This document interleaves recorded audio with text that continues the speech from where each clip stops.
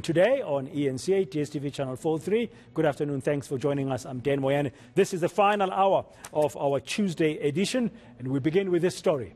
Cell phone analyst Lamberta Steyn has concluded his testimony in the For Meyiwa murder trial.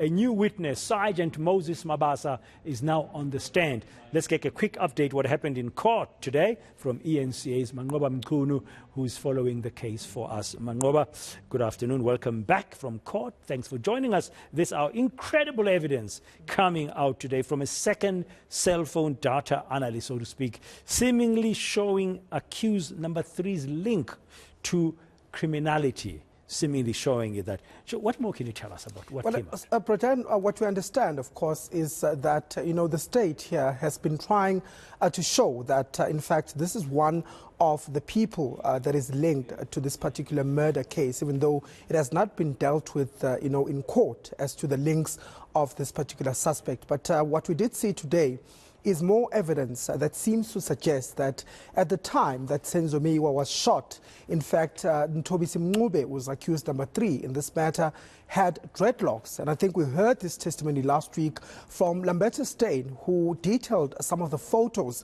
that had been downloaded from Ntobisi Mncube's phone, which seemed to suggest that he had had dreadlocks a day before this shooting had occurred. And you recall, Pratan, that from the evidence that we've heard from the people that were inside the house, Zandile Kumalo, to be exact, as well as one of the neighbors, Nthabiseng Mokete, we've heard that they saw one of the people that was seemingly from the house. In fact, Nthabiseng Mokete saying that when she saw this person running from the house or next to the house, she didn't say from the house, but running from the house, she had seen a man that had dreadlocks on that night. And also Zandile Kumalo saying that the first intruder that had come into the house had dreadlocks. And this is the intruder that we understand was carrying a firearm at the time. So what the state has shown today is that this particular suspect had dreadlocks just prior to the murder, but also that this is somebody who had a propensity for criminality.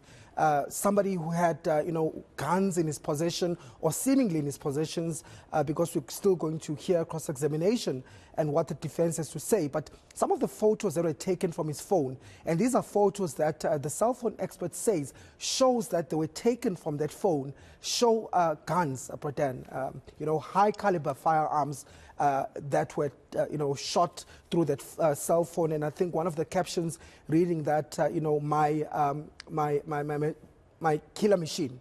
That's the expression on one of the captions of that photo. And also we saw, rifles on the other picture that also suggests that this is something that he was using, something that he was used to using at the time. But perhaps, Pradhan, let's listen to what came out of that evidence.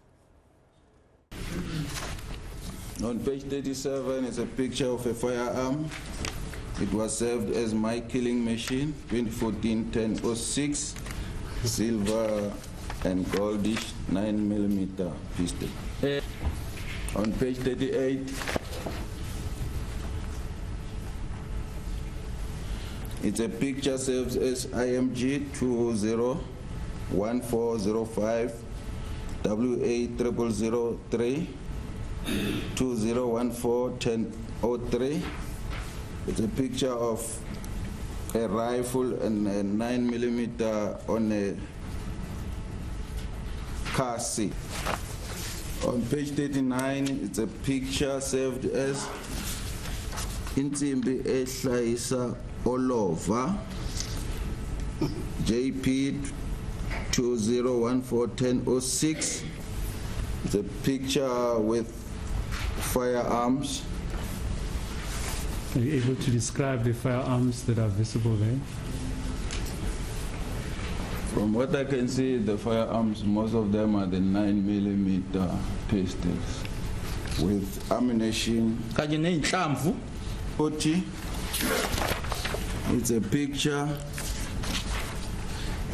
served as Ishiaba Zali Z75 9mm PJG 40